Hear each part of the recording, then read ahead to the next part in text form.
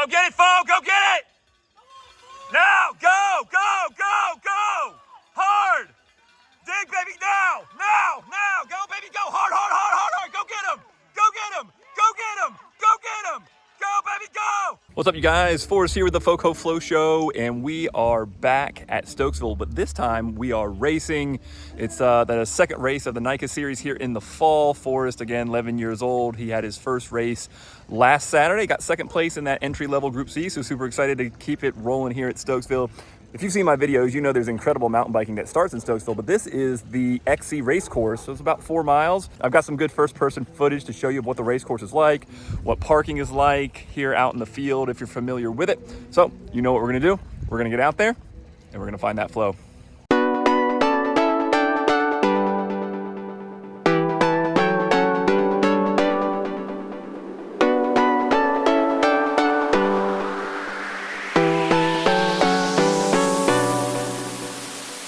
The beautiful thing about racing in Stokesville is that all the action centers around the wide open field where the race starts and stops. If you're familiar with Stokesville, it's really easy to get to and park in that wide open field next to the observatory. You come in through the first entrance instead of the back entrance, and then you have a great opportunity for all of the race teams to get set up and to get situated with their tents, similar to the Miller School location that we checked out in our last video. It's a really great venue because people can run back and forth and spectate all of the different sections of the trail. They've got this awesome kind of finish sprint down the meadow. You get the same opportunity to pre-ride on Fridays and then come back for Saturday morning for another pre-ride, and the first group of races starts at 9:30. Forrest and I camped overnight, and just so you know, you need to book up the actual campsites super early if you want to camp with one of the fire pit locations or RV sites. But we were able to pay about $30 per night and camp in the open field. We just threw our small tent down. Everybody's getting set up and accessed, and all of the different support from all the different teams is really easy in Stokesville. It's a great vibe, even though it's about 30 minutes west of Harrisonburg, so it's a little harder to get to. The race itself sets up similarly at the bottom of the meadow open field, and they call your name and they get you set up, and you jog out to the start of the race track, which starts with a long, slow gravel grind. Not gravel grind, but grass grind, if you call it such a thing, where it's really important for racers to get out ahead of the slower riders if you can, if you're trying to compete and win. And once you kind of get into the campground trails weave through with small berms, but it's super loose. So just a heads up to be aware of that in case there's opportunities to slide out. I saw a couple of crashes in the single track. Where you have to watch for those low-lying berms so you don't slide out and then have to make up some ground. Once you get through the campground section that is above the meadow, it swings around and spins back down, and then you have to transition to another section that goes down and across into the ravine section on the backside of the campground, where a lot more of the action happens. And this is one of the most important things to note about racing the Stokesville course, which is different than Miller School, which is largely a big long climb up and then a flowy downhill with really a couple of places to pass. Here at Stokesville, you've got transition sections that go from one piece of single track to the other, and on the backside coming out of the ravine, and then that big major sprint. So you've really got to manage your effort well. There's lots of short ups and short downs, and then one medium climb, and then a big sprint at the end. So it's really important for racers to know that they can't go all out, especially if they're doing more than one lap. Manage their efforts well, stay on the wheel ahead of them, and then pick their spots where they want to attack.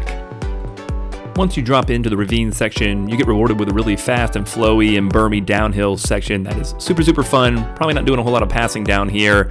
Once you bottom out, there's a small creek to cross, and then a semi-technical, slick-rooted climb to get up out of the creek, and then your long, grindy climb that climbs all the way back up to the other side, far away from the campground, and then you get another descent that's going to take you back down to that same creek. Once you cross that creek the second time, it's another area where you've got some double track climbing into a switchback, and then the long, grindy climb that's going to take you all the way up and out of the ravine, back into the campground, up away from the meadow, the open field.